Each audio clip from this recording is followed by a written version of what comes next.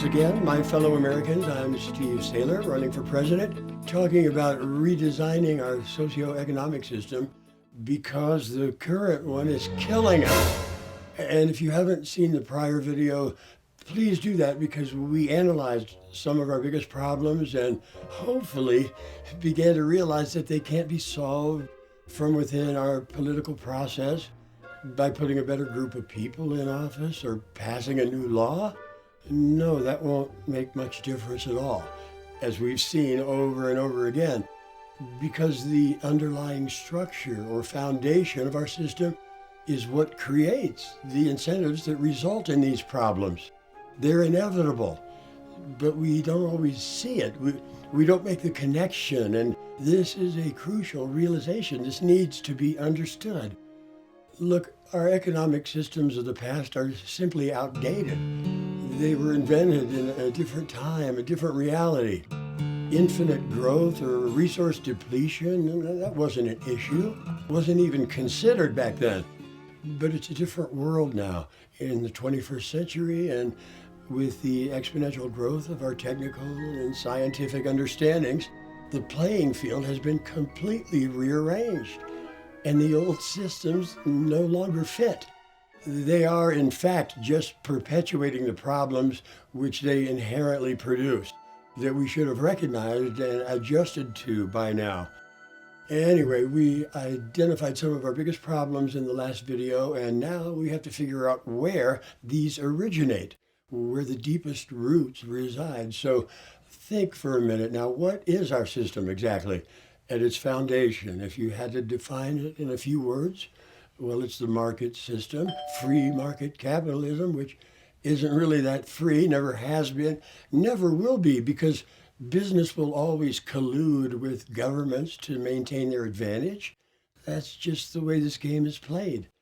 Nevertheless, this is what most of the world uses today, a system that was formulated in times of scarcity, designed to operate in a world of scarcity, actually needs scarcity in order to function, whether it's real or not, because it's all about supply and demand.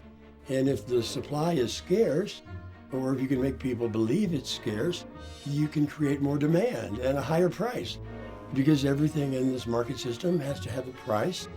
And that's where money comes in, to represent value and as a means of exchange. So we have a monetary system working hand in hand with the market. And there's a third element in play here, which prefers to remain in the background, in the shadows, but cannot be ignored, because this is where the real power and influence can be found. And this has to do with who controls the money, creates it, regulates, manipulates. Okay, so who makes the money? Well, you'd think every country would be making their own money, wouldn't you?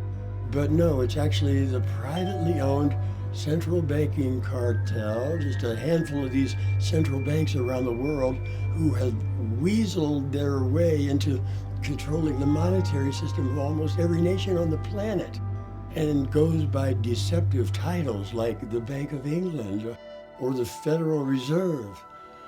And now, if you aren't aware yet that the Federal Reserve is not part of our government, I understand. They disguised the scam well. So I have to quickly summarize this, and I'm sorry for those of you who know, bear with me, but everyone has to know. So as quickly as I can, here's what's been going on for a long time now. The most devious system of slavery ever conceived. You see, these families of bankers realized they could bribe the politicians in any country to pass legislation like the Federal Reserve Act, which would give them control of that country's monetary system. The power to create money out of nothing and then loan it with interest to these countries and to the people.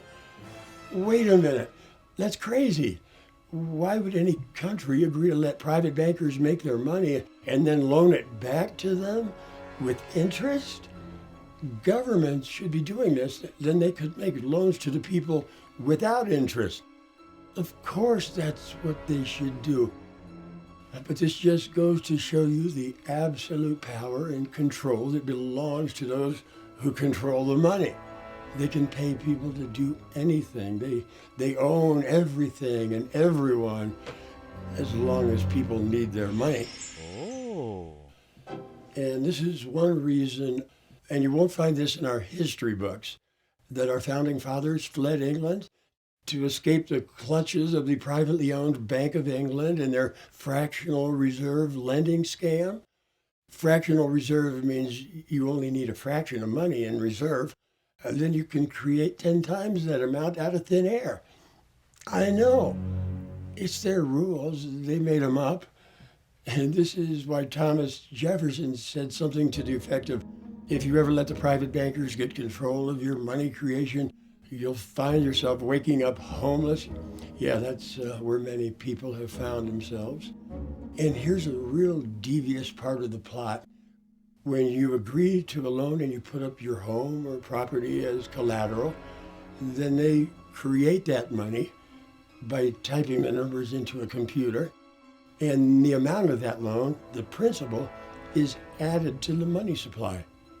But they want you to pay them back with interest. But that interest money is never created or put into the money supply. So all these loans can never be paid back. The money doesn't exist. You have to borrow more just to keep up. It's perpetual debt where many people will go bankrupt. Yeah, that's inevitable. And their homes and property, their real assets, will trickle up to the bankers who really didn't put up anything for the loans. I know. So the debts keep growing. Our national debt, what is it, 17 trillion, 19? I don't know. All the countries combined, over 100 trillion? This is beyond ridiculous. It's a Ponzi scheme that has reached its end, about to fall, like a house of cards. But do you hear any of the candidates telling the truth about this criminal central banking scam? No. And if any of them are elected, it'll just drag on a little longer. More money going to those at the top of the pyramid game with more austerity measures for the rest of us. I know. And now you know. So pass it along to your family and friends. You know, there's that quote that goes, if the American people really understood how their banking and monetary system worked, there'd be revolution in the streets by morning. Yeah, that's true. But they managed to hide it. And until the internet really got going in the last 20 years or so, nobody knew. Well, just a few, but now millions and millions of people understand the scam. And we've about reached that point where enough of us become informed and we can say, that's it, game over. And that's going to be good for everybody, even them. Yeah, you'll see. So for now, I think we can define our current system in a few words. It is the central banker's monetary market system. It's all those things working together as the foundation for this game we play. And what is this game producing for us today? These are just some of the problems that are inherent, inevitable in this system. But where exactly are the deepest roots in there? We have to find out, and I think I know. Do you think you know? Well, let's all tune in next time and find out. Once again, I am spent, just like all the money. But this is important. Everyone needs to fully understand these problems before we get to the solution. Next time, I promise, we will finish dissecting this beast and start talking about the new sustainable economic systems being proposed and the possibilities they have in store for us right now, which are just too good to pass up.